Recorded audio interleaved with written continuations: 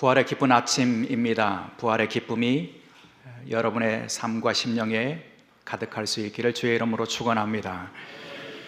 부활 신앙은 기독교 신앙의 핵심이라고 할 수 있습니다. 만일 부활이 없다면 이라고 하는 질문을 던져보면 그 사실은 더 분명해집니다. 만일 부활이 없다면 우리의 믿음도 헛된 것이 될 것입니다. 만일 부활이 없다면 그래서 우리는 예수 그리스도의 대속의 죽음만을 믿음의 내용으로 품고 산다면 우리는 세상을 이길 힘을 얻기 어려울 것입니다. 만일 부활의 믿음이 없다면 기독교는 윤리적인 가르침을 주는 세상의 많은 종교 중에 하나가 될 수 있을지 모르지만 사람의 내면과 영혼을 변화시키고 세상을 새롭게 하는 능력을 얻을 수 없을 것입니다. 그런 의미에서 우리 그리스도인이라면 우리는 반드시 부활에 대한 믿음을 가지고 그 부활의 신앙을 가지고 살아갈 수 있어야 될 줄 믿습니다.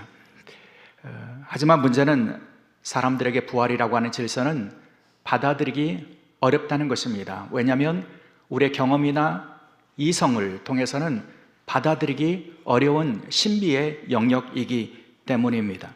그래서 오래전부터 사람들은 예수 그리스도의 부활에 대한 이 복음의 내용을 거부하기도 했고 또 때로는 그 부활이 허구라고 누군가의 지어낸 이야기라고 그렇게 저항하기도 했습니다. 그 대열에 있었던 한 영국의 저널리스트가 있습니다.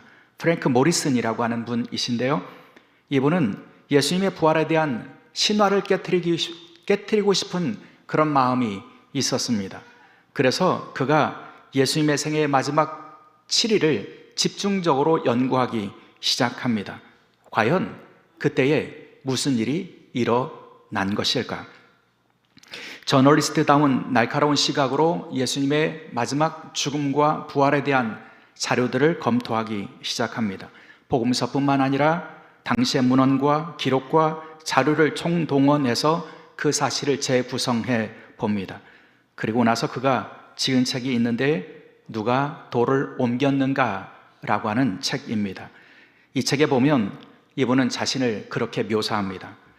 동산을 헤매다가 자신이 의도했던 문으로 나오지 못하고 엉뚱한 문으로 나온 사람과 같았다.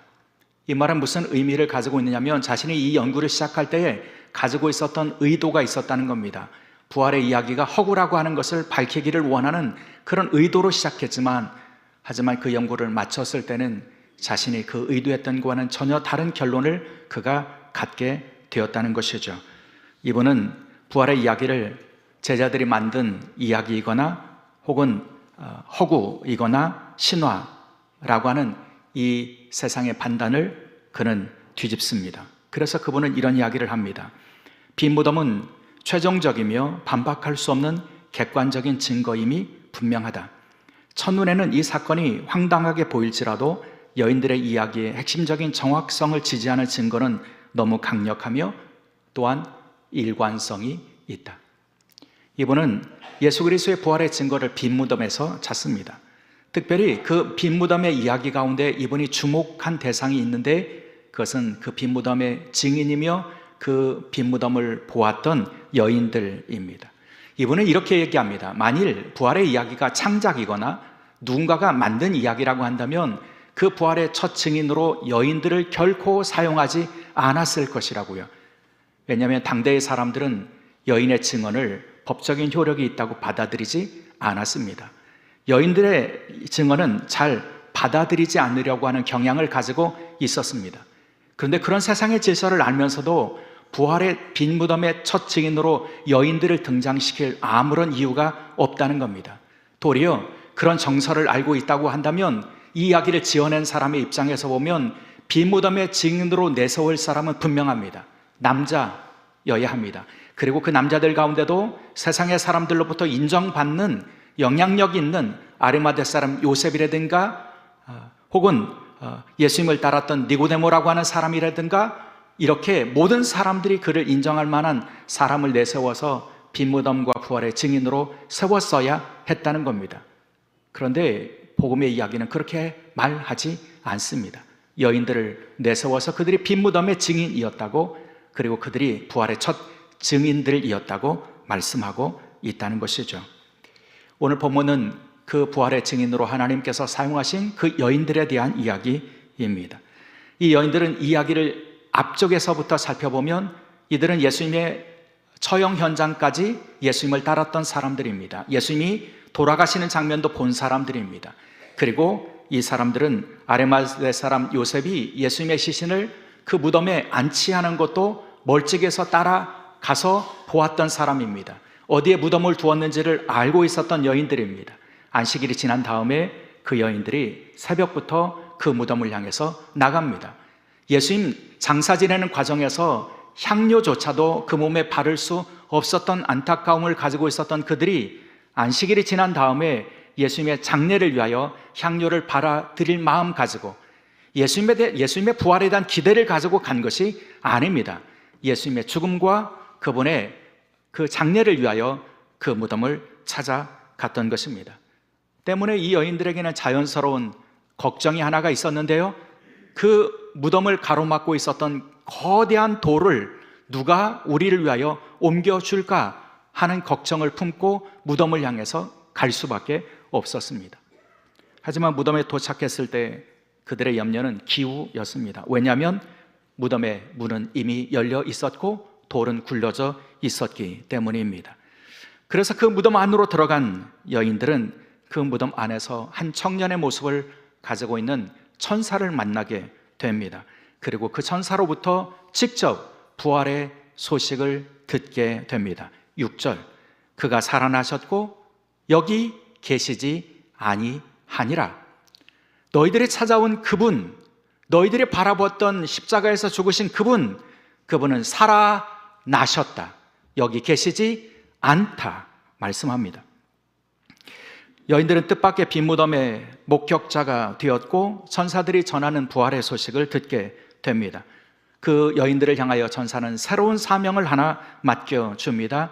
부활의 소식을 전하라는 것입니다. 7절의 내용인데요, 가서 그의 제자들과 베드로에게 이르기를 예수께서 너희보다 먼저 갈릴리로 가시니 전에 너희에게 말씀하신 대로 너희가 거기서 배우리라 하라. 부활하신 주님은 더 이상 무덤에 계신 분이 아니십니다. 부활하신 주님은 제자들과 함께 사역하셨던 갈릴리로 이미 가셨다고요. 부활하신 주님은 쉬지 않고 그분의 구원의 역사를 지금도 행하고 계시다고요. 부활하신 주님을 만나기를 원한다면 갈릴리로 가면 그분을 만나게 될 것이라고요. 사랑하는 여러분, 빈 무덤의 증인들, 그들은 부활의 소식을 들었습니다. 그리고 그 부활의 소식을 전하는 사명을 맡았습니다. 그렇다면 사랑하는 여러분, 오늘 우리가 빈 무덤을 찬양하고 부활하신 주님을 찬양한다고 한다면 여러분, 우리에게도 새로운 사명이 하나 있습니다. 여러분, 부활의 증인으로 살아가는 것입니다. 부활을 알지 못하는 사람들에게 부활을 증언하며 살아가는 사명이 있습니다. 그 사명을 감당하는 믿음의 공동체와 저와 여러분이 될 수 있기를 주의 이름으로 축원합니다. 그런데 여러분, 우리가 빈 무덤의 증인으로 부활의 소식을 증언하며 살아가기를 원한다면 우리는 먼저 빈 무덤의 의미를 분명히 깨달아 이해할 수 있어야 합니다. 그래야 우리의 입술뿐만 아니라 우리의 삶을 통해서도 부활하신 주님을 증언할 수 있게 되는 것이죠. 여러분, 오늘은 그 빈 무덤의 의미를 생각하며 함께 은혜를 나누기를 원합니다. 먼저 빈 무덤은 생명의 능력을 보여주는 증거입니다. 하나님께서는 빈 무덤을 죽음이 지배하는 곳 대신에 생명이 살아나는 곳으로 사용하셨습니다. 그 일을 위하여 하나님께서는 예수 그리스도를 죽음에서 일으켜 세워주셨습니다. 그러니 예수님은 더 이상 죽음의 공간인 무덤에 계실 이유가 없었던 것입니다. 하나님께서는 무덤을 더 이상 죽음의 공간이 아니라 생명의 역사가 일어나는 곳으로 사용하셨다는 말씀입니다. 그런 의미에서 빈 무덤은 분명히 생명의 증거, 생명의 상징이라고 하는 것입니다. 예수님께서 당신을 이미 부활이요 생명이라고 말씀해 주셨던 것처럼 예수님께서는 친히 당신이 그 부활과 생명의 능력을 가지고 계시는 분이시라고 하는 것을 빈 무덤을 통해서 보여주셨다는 것입니다. 그러므로 사랑하는 여러분, 죽음이 더 이상 우리를 지배하거나 정복하지 못하도록 빈 무덤을 통해서 생명의 증거를 얻고, 그래서 생명을 살아가는, 참된 생명과 영원한 생명을 살아가는 믿음의 종들이 될 수 있기를 주의 이름으로 축원합니다. 둘째로, 빈 무덤은 희망의 증거입니다. 예수님께서는 그 빈 무덤을 통해서 선언해 주시고 있는 것이 있습니다. 그것은 예수님이 이 땅에 계실 때 행하셨던 하나님 나라의 역사는 더 이상 죽음으로 끝난 것이 아니라고 하는 사실이죠. 왜냐하면 예수님께서는 살아나셔서 당신이 생전에 행하셨던 하나님 나라의 복음을 갈릴리에서 지금도 이루고 있다고 말씀해 주셨기 때문입니다. 다시 하나님 나라의 역사를 이루신다고, 그리고 갈릴리에서 부활하신 주님을 만나 뵐 거라고 천사를 통해서 말씀해 주신 이유가 바로 여기에 있습니다. 예수님의 하나님 나라의 사역은 이제 끝난 것이 아니라 다시 시작된다고요. 사랑하는 여러분, 부활신앙인들에게 필요한 것은 희망입니다. 아니, 부활신앙을 가지고 있다고 하는 증거는 희망이라는 말씀입니다. 그 희망의 능력을 가지고 살아가는 부활신앙인이라고 한다면 우리는 어떤 상황에서도 결코 절망하거나 포기해서는 안 됩니다. 왜냐하면 모든 이들이 다 끝났다고 말하는 그 자리에서 우리 주님께서는 새로운 역사를 시작하고 계시기 때문입니다. 그러므로 사랑하는 여러분, 부활신앙 안에서 희망을 발견하십시오. 모든 이들이 절망을 말하고 포기하고 주저앉는 상황에서도 부활신앙을 가지고 희망을 노래하며 희망의 씨앗들을 이 땅에 뿌리며, 그래서 희망의 담지자로 희망을 노래하는 사람으로 이 땅의 삶을 살아가는 여러분들이 될 수 있기를 주의 이름으로 축원합니다. 마지막으로, 빈 무덤은요, 사랑의 표시이기도 합니다.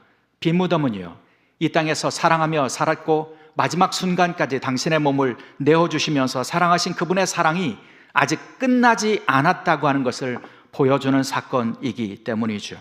죽음을 초월하는 그리스도 예수의 사랑을 우리에게 보여주는 것이 바로 빈 무덤이라는 말씀입니다. 그 진리를 누구보다 탁월하게 이해했던 사람이 사도 바울입니다. 사도 바울은 그래서 로마 교회를 향해서 이렇게 말씀합니다. 내가 확신하노니 사망이나 생명이나 천사들이나 권세자들도 없느니라. 현재 일이나 장래 일이나 능력이나 높음이나 깊음이나 다른 어떤 피조물이라도 우리를 우리 주 예수 그리스도 안에 있는 하나님의 사랑에서 끊을 수 없느니라. 여러분, 사망이나 생명까지도 우리 주의 사랑에서 끊을 수 있는 능력은 없다고 말씀해 주십니다. 그러므로 사랑하는 여러분, 우리가 십자가에서 당신을 내어주신 예수 그리스도를 사랑의 주님으로 믿는다고 한다면, 여러분, 빈 무덤을 통해서는 그 사랑이 죽음으로도 끊을 수 없는 사랑이라고 하는 확증을 얻으시고 그 주님의 사랑 안에서 살아가는 믿음의 종들이 될 수 있기를 주의 이름으로 축원합니다. 사랑하는 교회 여러분, 죽음과 어둠 그리고 절망은 한 뿌리에서부터 난 새 가지라고 우리는 이해해야 합니다. 죽음과 어둠과 절망은 하나입니다. 그런데 그 죽음과 어둠과 절망을 한 번에 예수 그리스도께서 물리치셨습니다. 죽음과 어둠과 절망 대신 예수 그리스도께서는 빈 무덤과 부활을 통해서 영원한 생명과 희망을 선포하셨습니다. 그러므로 부활신앙을 가지고 살아가는 저와 여러분이 그 생명과 희망을 노래하고, 그리고 주님의 사랑에 대한 확신을 가지고 이 땅의 삶을 승리하며 살아갈 수 있기를 주의 이름으로 축원합니다.